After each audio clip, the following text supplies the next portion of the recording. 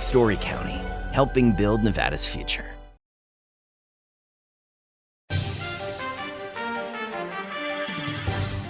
Welcome to Nevada Newsmakers. I'm Randi Thompson, sitting in for Sam Shad. Today we're going to be talking to Professor Jade Craig of the University of Mississippi Law about investors in real estate.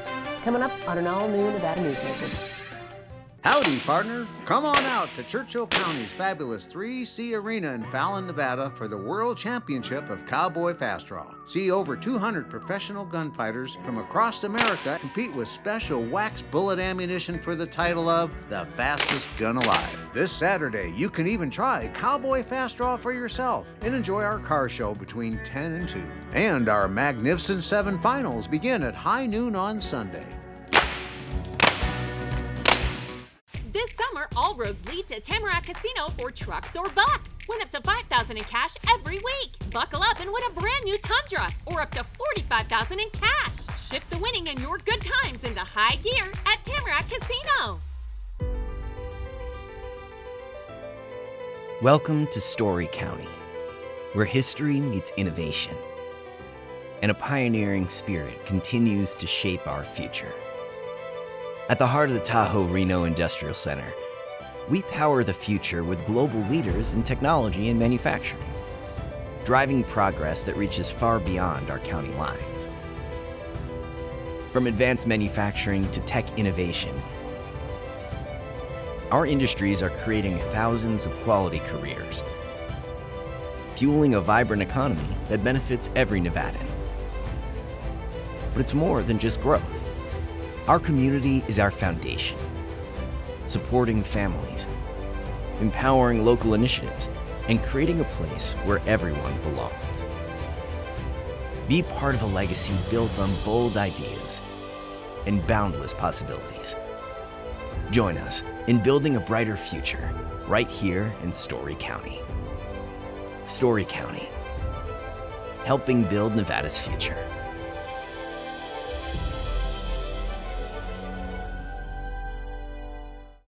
This is Nevada Newsmakers with host Sam Shad, a no-holds-barred political forum. Now, from the Nevada Newsmakers broadcast headquarters, here is Sam Shad.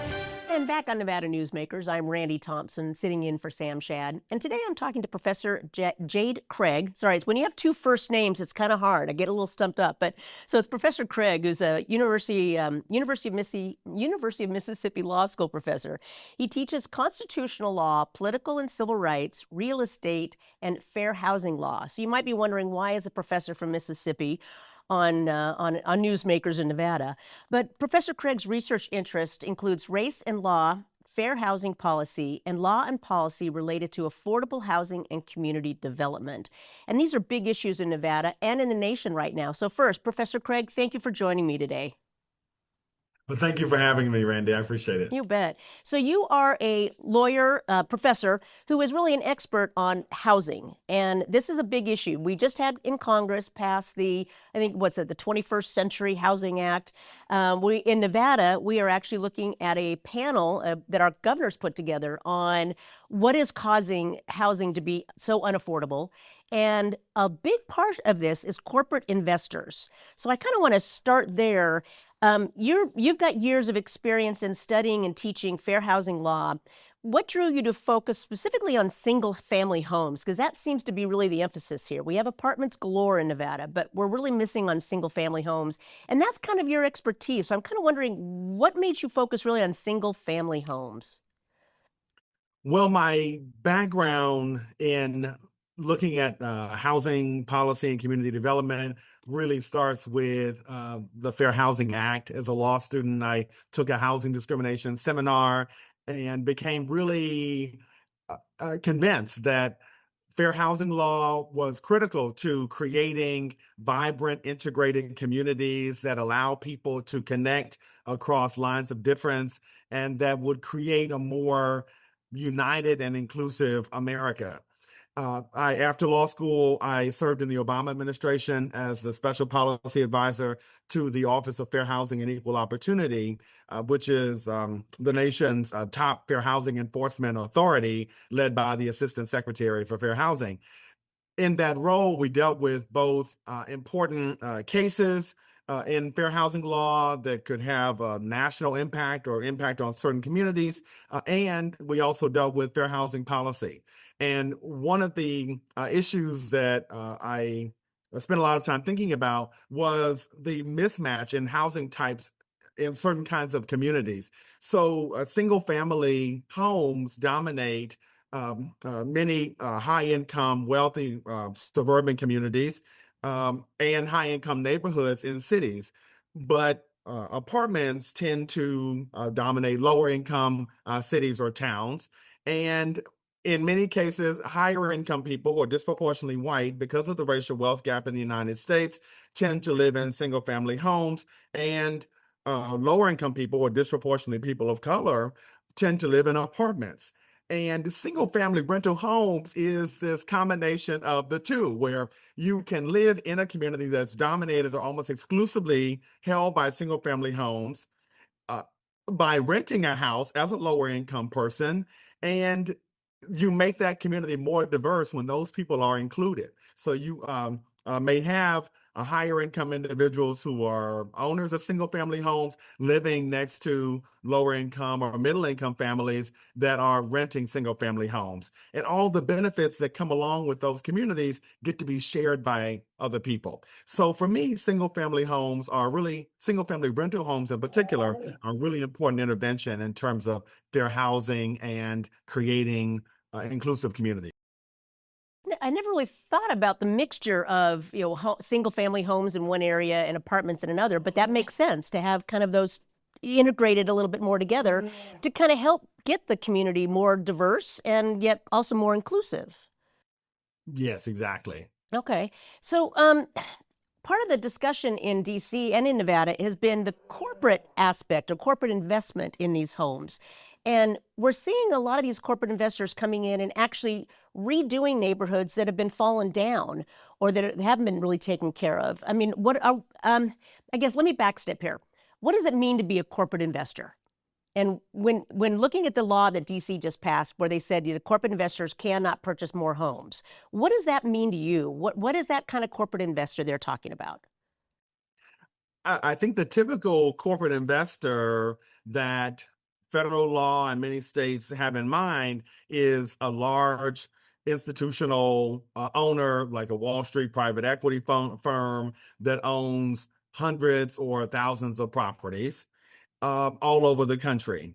And so the sort of prototypical institutional or corporate investor is a large owner of multiple, properties, often in the hundreds or the thousands.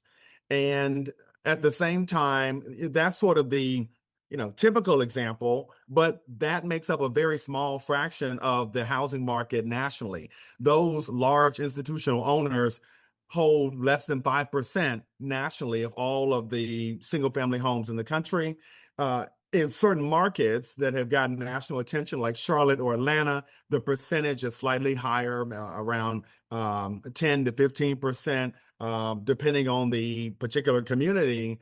But for most places in the country, they have very few institutional investors at all. The problem, though, is that in defining what is a corporate investor, you can sometimes include groups that you don't want to include. So you could include smaller so-called mom and pop investors, people who own maybe 10 or 15 properties, maybe 30 or 40 properties across a jurisdiction or several jurisdictions. And those people don't have the same impact on the market or the ability to acquire and control like a large owner. You could also include corporations or organizations that want to provide housing for their workers, for example, and they sort of own a large number of properties in order to make that possible. And they become restricted from that role. So before we started, we talked about the importance of mining in Nevada and the interest of mining operations and making sure that they have stable workforce housing for their employees. They may be in a position to acquire 100 or 200 homes in one or more towns near a mine, but they're unable to do that if these laws block institutional or corporate investors, and that creates more instability for their employees and their operations, where people are struggling to get to work and that affects the success of that operation and also the stability of that employee who's having to travel far away just to find affordable housing and commute a long distance to get to their job. Yep. Now, that way you just define that company, mining company as a corporation, was part of the discussion that we had during our legislative session last year on a bill to ban corporate housing. And I think that's one of those topics that just sort of gets blurred over. But that for rural Nevada, that's a critical component. But we're going to continue on. So you said less than 5% of homes are corporately owned. I'm going to take this up in the next segment because that is a really interesting point of what really is driving up the cost of housing affordability. But we'll take a quick break. We'll be right back after this.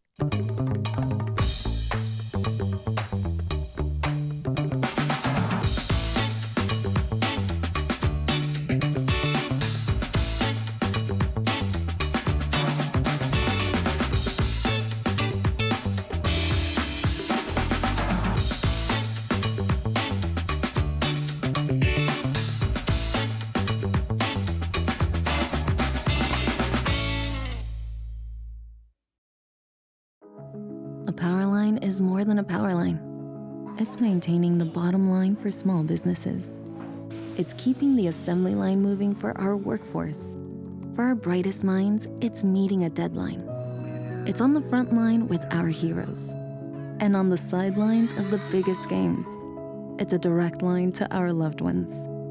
And it's a lifeline for the most vulnerable. There's a lot on the line. The trucking industry is the most resilient link in the supply chain, moving 95% of our freight in the Silver State. And while essential, the road isn't always smooth. Supply chain disruptions, rising fuel costs, and unrealistic rules and laws that hamper our ability to serve our customers and country.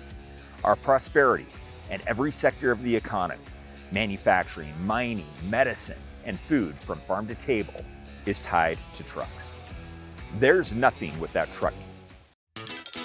Meet Nevada Health Link, Nevada's official health insurance marketplace. Your link to savings, selection, free assistance, and name brand health insurance, where 90% of enrollees lower the cost of their monthly premium. Everyone deserves access to quality health coverage, no matter your income or family size. Visit NevadaHealthLink.com. A few minutes could save you hundreds of dollars per month.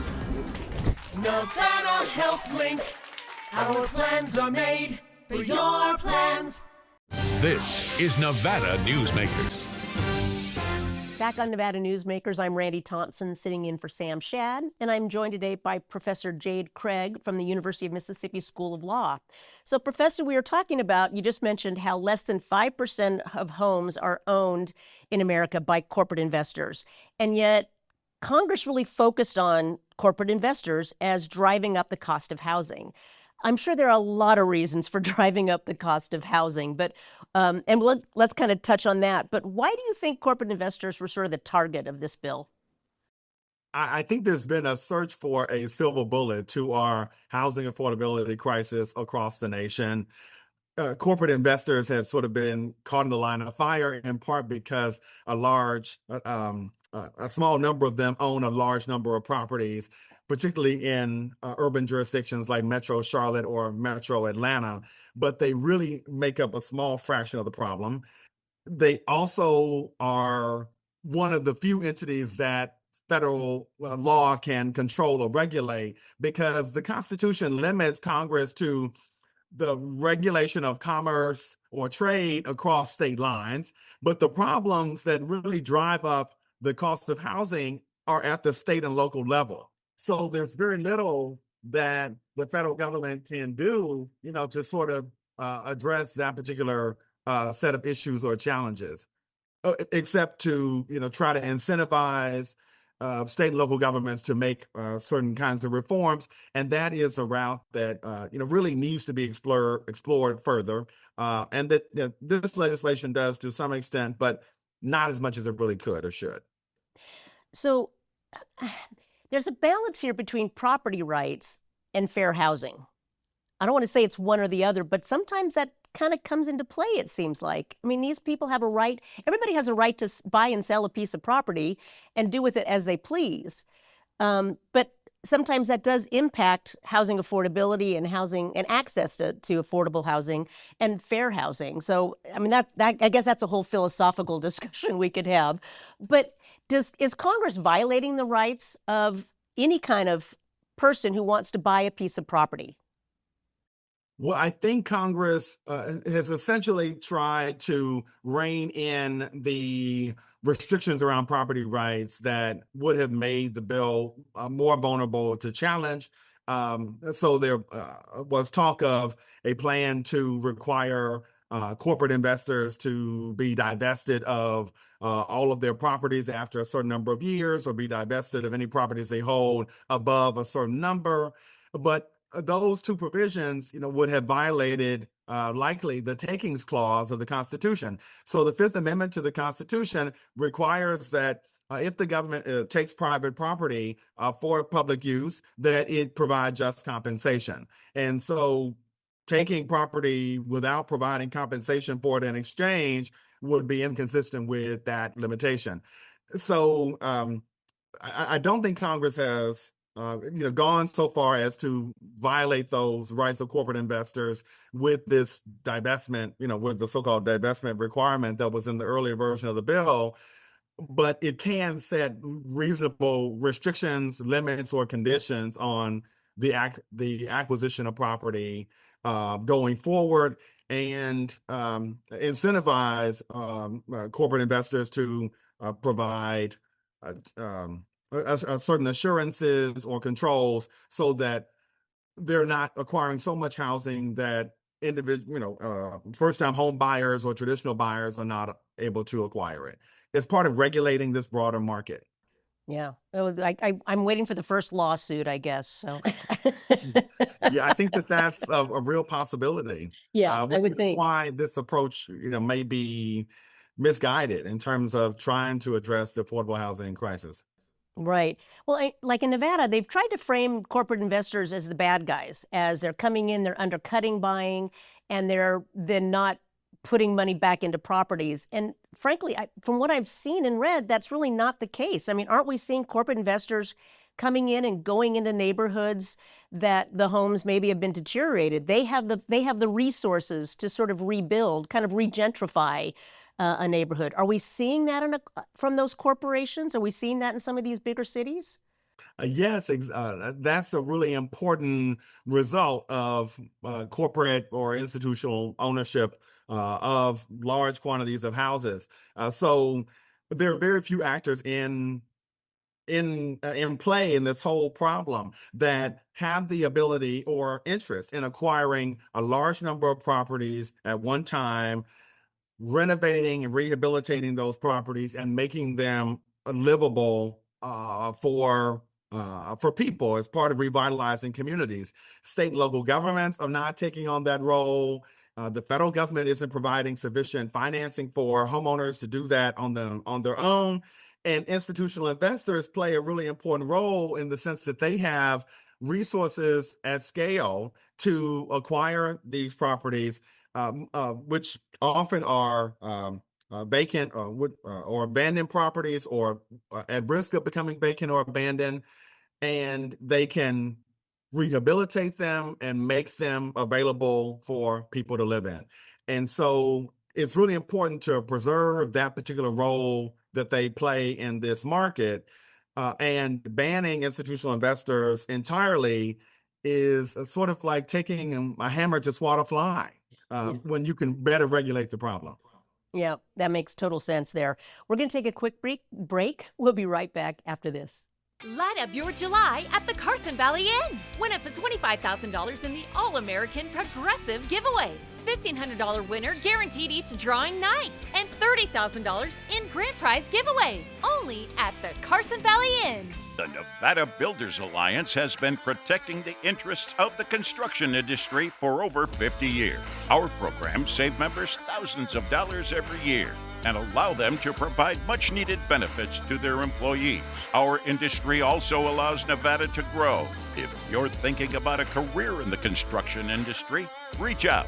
And if you haven't thought of a career in construction, what are you waiting for? We are the Nevada Builders Alliance. As you know, Reno is booming. Toll's development company is helping it grow with insightful design and development, building community with every project, adding beauty, adding excitement, emphasizing our shared humanity. Reno is becoming bigger. Toll's development is helping it become better, more livable, more enjoyable. To learn more, go to tollsdevelopment.com. tollsdevelopment.com. 2025 is bringing big changes for Nevada businesses. If you have more than 5 employees and have been operating for 3 years or more, you must now comply with new state retirement plan mandates. The Vegas Chamber 401k plan makes it easy, offering a proven, customizable, and cost-effective plan for employers and employees to save with tax advantages. Visit vegaschamber.com to explore options and see how the Vegas Chamber can help you start saving for your future. At Nevada Urban Indians in Reno, your health is our priority. Our medical clinic welcomes everyone. We accept all insurances, ensuring quality care is within reach. Nevada Urban Indians, your partners in health. This is Nevada Newsmakers. And we're back on Nevada Newsmakers. I'm Randi Thompson, sitting in for Sam Shad, and I'm joined today by University of Mississippi School of Law Professor Jade Craig. So, Professor, we were talking a little bit about what's happening in Nevada, and you already touched on the investor crackdown, what actually hurt mining in Nevada. Brian Bonifant from the university is one of our leading, I guess he's like a demographer, but he really tracks housing in Nevada. And he actually said an investor ban won't help make Nevada's homes more affordable. He says that implementing an investor ban would require a complex new bureaucracy to determine who actually owns homes across the state. I don't know about other states, but in Nevada, you register a home in a county, and you could be a corporation buying a home in 16 counties, and nobody would know that. So this was part of the complex problem of why we were going to have, implementing a ban in Nevada would hurt. But let's just put the ban aside. As an advocate for fair housing, as an expert on fair housing law, what can we do in America to make homes more affordable? I think that the process of making homes more affordable is a multi-pronged approach that does involve intervention at all levels of government, state, federal, state, and local. It's critical that we have strong fair housing enforcement so that we ensure that communities are open and accessible to anyone who wants to and can afford to live in them. And that as part of thinking about fair housing, we also consider the importance of ensuring affordable housing in all of our communities, such that there is a sufficient or reasonable quantity of affordable housing in every community that allows people to move in, either to rent a home or to purchase a home. As a big part of this effort also includes state and local governments. So zoning is at the heart of part of our problem. We celebrate the 100th anniversary this year of the Supreme Court decision that approved zoning as an exercise, as a constitutional exercise of a state or local government's authority.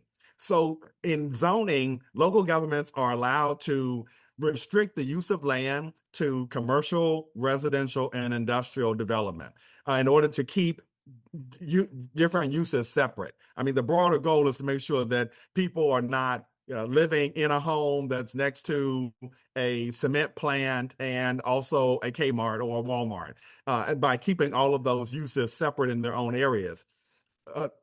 Zoning restrictions, however, are often used to limit the kind of housing that can get built in certain communities, and jurisdictions use various techniques that make housing less affordable. Large lot zoning, for example, includes rules that require houses to be built on an acre or half an acre of land, for example. That makes it more expensive to purchase the requisite amount of land to build and to build housing. It also makes it more difficult to build more housing in a community, all of which drive up the price. Houston is one of the only major cities in the U.S. that does not have a zoning code. It uses deed restrictions to limit the uses of property so that the people are not living beside inconsistent uses. And they have been able to increase housing supply and reduce housing prices, in part by getting rid of those kinds of restrictions. You are able to build a house on 1/8 of an acre, which is a sufficient size for a small home in a backyard. And if you can build 8 houses on 1 acre, you can have more houses than 1 house on 1 acre, and those houses can all become more affordable. And so those kinds of restrictions ought to be brought down. And lastly, I think it's important to ensure that we have a variety of housing types across the income and life spectrum in every community. So it's important to have multifamily housing for people who need to rent apartments, to have condominiums for people who want to downsize as they get older and their children move out of the house.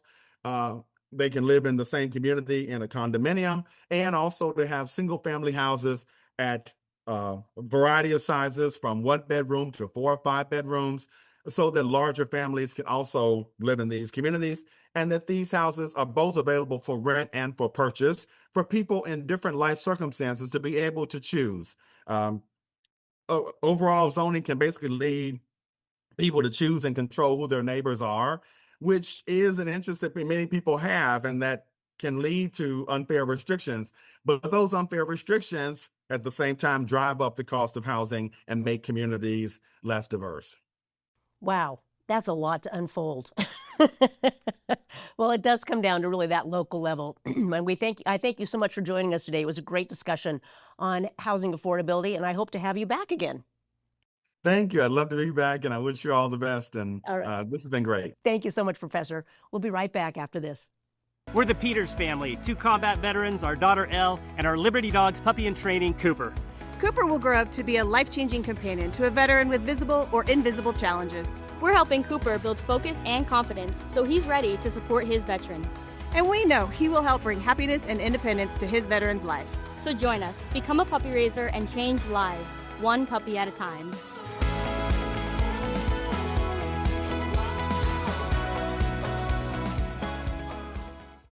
Each day, the Children's Advocacy Alliance partners with leaders, legislators, and families across Nevada to improve children's health, education, economic well-being, and safety. We recognize Nevada will be no better than the state of its children. Be a part of this change. Be a supporter of the Children's Advocacy Alliance. For more information, go to caanv.org. Imagine a magical garden that feeds Carson City's hungry and homeless, teaches our high school students agriculture, creates hanging floral displays to beautify downtown, and yet charges nothing. It's not magic. It's the Greenhouse Project. It's real, it's growing, and it needs your help. Go online to carsоncitygreenhouse.org so together we can grow it forward. Thank you for watching or listening to Nevada Newsmakers. Check us out anytime at NevadaNewsmakers.com. Thanks for watching.